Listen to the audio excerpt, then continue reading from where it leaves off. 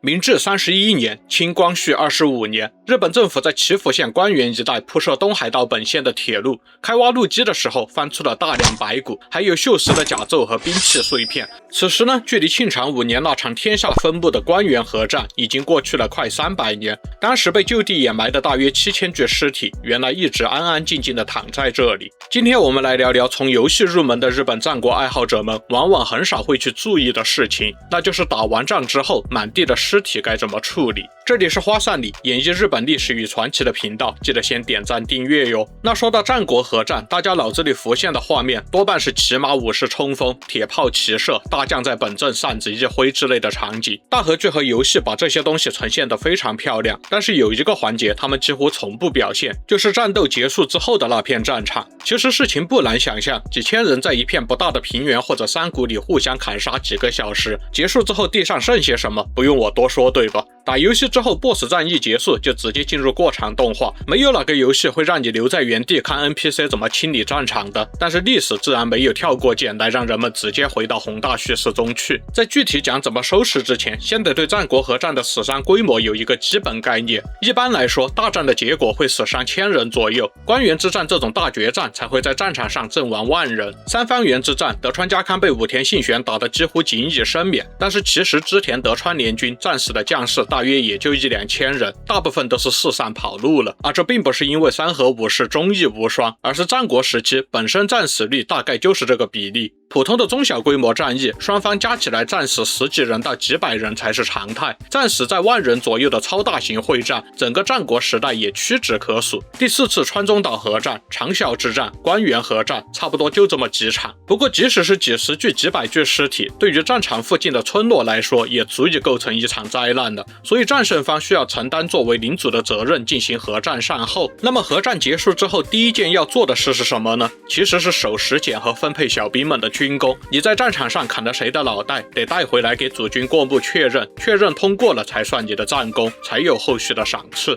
所以合戰一結束，勝方的武士們也顧不上收拾殘局，會先滿戰場的找有沒有撿漏的機會。能搞到名將的腦袋，那就直接發財；族親的腦袋也是有比沒有強。殺良冒功也是常規操作，甚至有趕緊砍個友軍的，叫做有科多利。當然，這種事如果被抓到的，也是要處以極刑的。守时檢的儀式本身也相當講究，敵將的首級呈上來之前，要先用水洗乾淨，把散亂的頭髮重新梳好結起，再由武家的女性施一道死化妝，讓這張臉看上去體面些。身份高貴的武將，有時還要替他把牙齒重新染黑，整理好首級裝進專用的手桶，每顆都掛上布制的手札，寫明這是誰，由誰砍下。大將檢驗時也有規矩，不能正面盯着看，只能側過身用眼角掃一眼，而且看一遍就夠，絕不看第2次。在場的人要保持全副武裝，既是防着敵軍重新殺回來搶首級，也是怕砍下來的首級撲上來。在守时檢全部結束之前，戰場上的屍體基本就這麼放着，誰也說不準還有沒有漏掉的名將首級。要是提前給埋了，回頭發現少算了一些首級，那戰功可就沒法報了。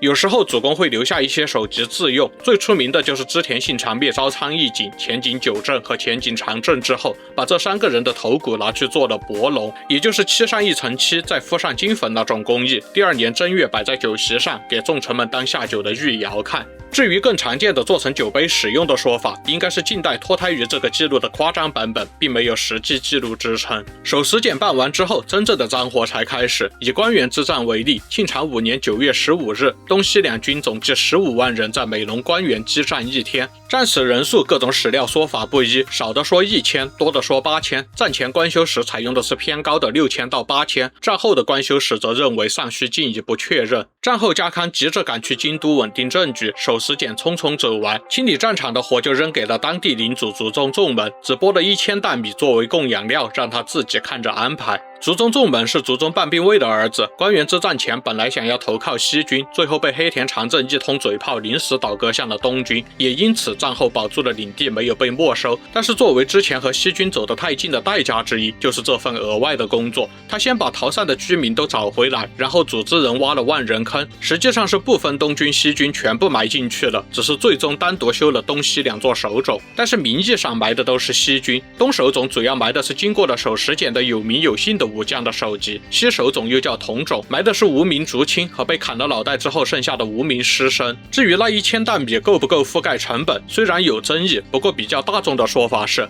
本身家康說的就是借給祖宗家1000擔來幹這件事，而且到了最後他也沒有真正把大米剝下來，屬於是打仗的時候需要你賣命，打完了需要你掃地，掃地發現掃帚還得自己買。那對攤上這個活的大民們而言，顯然不是什麼愉快的體驗。那麼有需求就有市場。其實隨着戰國亂世的延續，到了戰國後期已經有了專業幹這種事的集團，叫做黑丘者。這些人大多是專業的土木老哥，戰國時軍隊會帶一批土木佬，負責搬運物資和搭建陣地這些。不打仗的時候就讓他們築城、修路、架橋，打完仗之後挖坑埋人的也是他們。這些人多半是連姓氏都沒有的那種真正的農民出身。隨着亂世時間越來越長，這群人一直被大民需求，也就逐漸融入體制，身份越來越高。到了戰國後期，也有了主要負責戰後清理的黑丘者。江戶幕府成立之後，德川軍的黑丘者被正式編入了幕府的编制，和平時期就在城市裡負責防火和打掃這些雜事。可能是德川家康覺得戰場清潔工和城市清潔工反正都是清潔工吧，雖然他們在體制內的地位很低，但是從農民到有編制也是階級躍升了，好歹沒有白白跟了德川軍這麼多年。江戶店畢竟是個忠厚人呀。不過這畢竟是個新興行業，即使是到了戰國末期，各大名旗下的黑丘者人數也不是很多。中早期很多大名下面直接就是沒有，於是如果敗方直接逃了，勝方也懶得管，遺體處理就得落到附近村落的村民頭上。畢竟如果你家田地被軍隊踩成了爛泥，莊稼全毀了，眼下田裡還躺着幾百具屍體，再不處理就要爛在家門口了，只能自己動手了唄。當然也不白幹，不如說多半有的賺，因為這個時候死人身上的東西就歸當地人了。運氣好的話，甚至會有甲胄呀、日本刀呀、金銀呀、完整的衣物呀這些高價值的物品。無論是黑丘者還是當地居民自己動手，最終的遺體大體都是3種處理方式。那黑丘者正如其名，大部分情況是挖坑掩埋，另外2種比較少。普通居民的話，另外2種會比挖坑掩埋更多。一個是如果戰場附近正好有沼澤，那就直接沉進沼澤裡；另一個是找一條河扔進去。至於下游村莊怎麼想，那就不是自己的事了。但其實現在推測真正最多的情況是，戰場離村莊和田地都比較遠，就會變成附近的村民看誰先去搶的這些東西，搶完之後屍體也沒必要管了。這也是現代日語埋葬的詞源，就是從放置而來的。我們更熟悉的本能寺之變後的戰國的話，大致已經反轉了，有組織的挖坑掩埋取代了直接放置，成了最常見的做法。近現代工程挖出了戰場掩埋坑之後，推測戰役的結果也確實大多是戰國後期的戰役。那為什麼越到後期這種事處理的越講究呢？這裡面有門道。主要原因是戰國後期主要是大名之間的衝突，小大名之间打仗也基本是各為其主了。也就是說，大浪淘沙過了，這些更精明的大名早就想明白了，怎麼處理敌人的屍體本身就是一種政治表演。戰國早期和中期會下令清理戰場的，基本也是這種名利雙收、做大做強的大名。那在這件事上最具代表性的就是上杉謙信，他和武田信玄在川中島對峙了10幾次，打了5次川中島合戰，每次都要死幾百幾千人。最激烈的第4次川中島之戰，兩軍死傷加起來可能破了10000人。每次打完仗之後，如果武田軍有名將戰死，上杉謙信都會讓人備好佛具，請僧侶來認真的做一場法事。有些記錄還寫，他把敵將的遺體清洗整理好之後送還給武田方，寫信給武田信玄，希望對方能夠體面安葬。這些事情傳出去，各地輿論都說上杉殿是真正的義將，連敵人的亡靈都肯善待。上杉謙信從各種地方賺到的名聲，確實在政治上給了他不少幫助。豐臣秀吉也懂這一套，山崎之戰打敗明智光秀之後，秀吉很快下令，為了減輕戰場周邊村落的負擔，織田軍不得再追擊主動投降的明智軍。先前的大反皇後自由亂取命令帶來的惡名也迅速被抹平了。在長篠之戰後，據說德川家康也出錢雇傭附近的村民安葬武田軍戰死者，不過這個記錄的可信度是真的只是據說水平而已。